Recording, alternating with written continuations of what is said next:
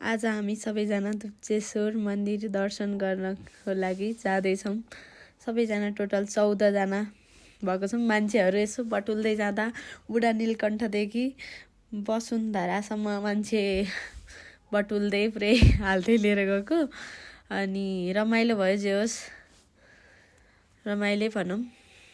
सोचेको थिएन यति रमाइलो हुन्छ भन्ने। अब अहिलेसम्म गएको पनि थिएन अनि थाहा पनि थिएन। मेला सकेको थाहै थिएन। मेला भइरह होला जस्तो लागिरहेको थियो, तर भइरहेको रहन्छ।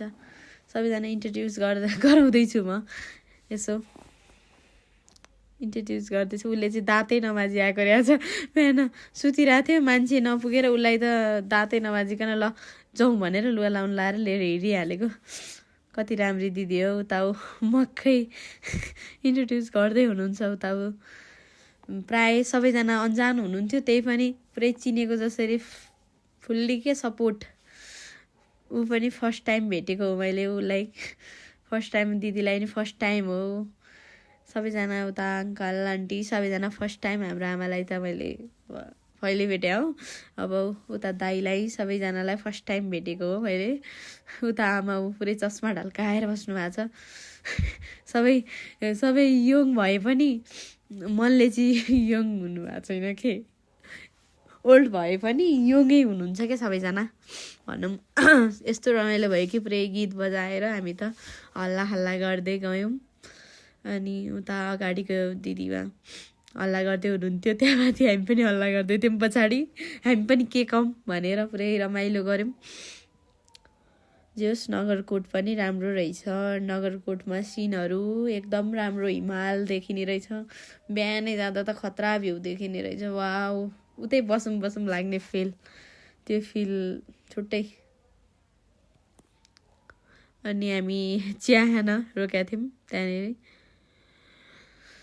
बाटो पनि खतरा, हिमाल पनि खतरा। त्यहाँ हेर्नु न, बिचमा कति राम्रो बादल देखिरहेको थियो, तर मोबाइलले अलि राम्रोसँगले क्याप्चर चाहिँ गर्न सकिनँ मैले। त्यही पनि राम्रै आयो होला भन्ने ठान्छु म। यसो बाहिरको वातावरण भ्यूहरू, वहाँ बादल देखिरहेछ नि, खतरा भ्यू थियो। त्यहाँ बिचमा रोक्छ ऊ थियो, त्यो कति राम्रो ठाउँ। त्यहाँ गएर भिडियो बनाउनु पायो। वाउ, त्यो बादलको बिचमा रुख थियो क्या फेरि दुइटा। अनि हामी फेरि गीत बजाएर नाच्न थाल्यो। कोही टिकटक बनाउनु थाल्नुभयो, कोही नाच्न थाल्नुभयो। बाटो 2-3 घन्टाको भयो नि, एकछिनमै गए जस्तो फिल भयो। सबैजना मिल्ने। फेरि एक ठाउँमा बाटो पनि बिग्रिया रहेछ पुरै। यस्तो बाटो बिग्रिएर गाडी 10 मिनट जति त रोक्नु पर्यो। गाडी रोकेर एकछिन वेट गऱ्यौँ। मैले दिदीलाई जिस्काउँदै थिएँ, तपाईँ भाडा उठाउँदै हुनुहुन्छ हो भनेर जिस्काउँदै थिएँ। हाँस्दै हुनुहुन्छ उता। अनि निक्लिनु भयो, बाटो खुल्यो। अनि हामी सिधै दुप्चेश्वर मन्दिरको गेटमा पुग्यौँ। त्यहाँ गएर अलिअलि केही लियौँ, पूजाको लागि सामानहरू लियौँ।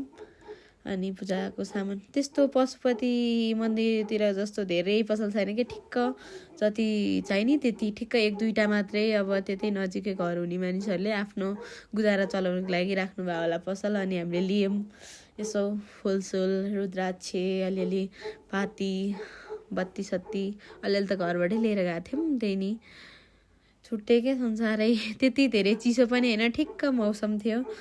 उक्लिँदै थिए सिडी, तर सिडी त देख्न मात्रै थोरै, अलि लम्बाइ त लामै रहेछ। जो सिन चाहिँ माहौल खतरा छ के। जात्राको बेला जान पाएको भए त वाउ हुन्थ्यो नि। तर मैले त सोचिरहेको थिएँ 25 गतेसम्म होला जात्रा भन्ने सोचिरहेको थिएँ, तर होइन रहेछ। अघिल्लो दिनसम्म चाहिँ जात्रा लागिरहेको थियो अरे। अनि पछि चाहिँ सकिसकेछ पुरै। सिडी पनि उक्लिने ओर्लिने भइरहेछ कि सिडीको माहौल। त्यहाँ तल अझ दुप्चेश्वर भगवानबाटमा त्यति राम्रो सुविधा कि वाइफाई पासपोर्ट धरी भगवानको सबैजनाले आशीर्वाद लिनु होला। जे माग्नुहुन्छ मनदेखि माग्नु, आशीर्वाद लिनु, राम्रो हुन्छ सबैलाई। सबैको रक्षा गरून् भगवानले। मेरो मात्रै नभएर सबै मेरो भिडियो हेर्नुहुने दर्शकहरू सबैको रक्षा गरून् भगवानले भन्न चाहन्छु। मेरो नि फर्स्ट टाइम थियो दुप्चेश्वर भगवानको दर्शन गर्न पाउनु। म धेरै एक्साइटेड थिएँ जानलाई। फर्स्ट टाइम थियो नि त। पुजारी त यति फ्रेन्डली हुनुहुन्थ्यो कि अझै मोबाइलमा अझै फुल भएन फोटो भनेर सोध्दै हुनुहुन्थ्यो। त्यहाँ माथि के लेख्नु भएको थियो भने त्यहाँ सिसी क्यामेराको निगरानीमा हुनुहुन्छ, मुस्कुराएर जानु होला अरे क्या सिधै। त्यहाँ त त्यति राम्रो माहौल के यति दर्शन गर्न खुल्ला थियो। हामी त आनन्दले गऱ्यौँ। मैले सकेसम्म टाउको निहुराएर ढोगेँ सकुन्जेलसम्म। अनि तलतिर झऱ्यौँ हामी फेरि बत्ती बाल्नलाई झऱ्यौँ। बत्ती पनि बालेँ मैले भगवानलाई पुरै सकेसम्म मनदेखि नै भनौँ न। माहौल खतरा थियो। जोस् मेरो साथी थिइन् र भिडियो बनाइदिइन्, नत्र म त लापत्र अरे क्या। माहौल सिन पुरै खतरा के हेरिरहँ जस्तो।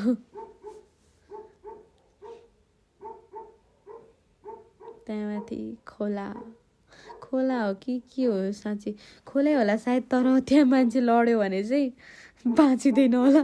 त्यहाँमाथि अनि त्यता गाईबस्तुहरू पुरै सिन कडक थियो। हामीले खाना खाने ठाउँ उनीहरूको सिन हो यो। ठ्याक्कै हामी खाना खानालाई रोकेका थियौँ। अनि एउटा आन्टीले बाई बाई गर्दै हुनुहुन्थ्यो। हामीले अनि क्याप्चर गरेर खाना खाँदा यसो भिडियो बनाएको हो।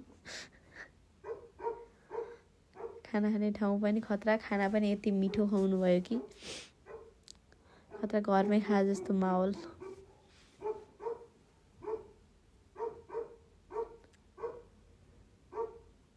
हामीले लास्टमा चिया खायौँ। लास्टमा छुट्टिने बेलामा चिया खायौँ सबैजनालाई अनि छोडिदिउँ घरसम्म। लास्टमा हामी थियौँ। ल सबैजनाले मेरो मिनी ब्लग हेरेर जसले रमाइलो लिनुभयो धन्यवाद।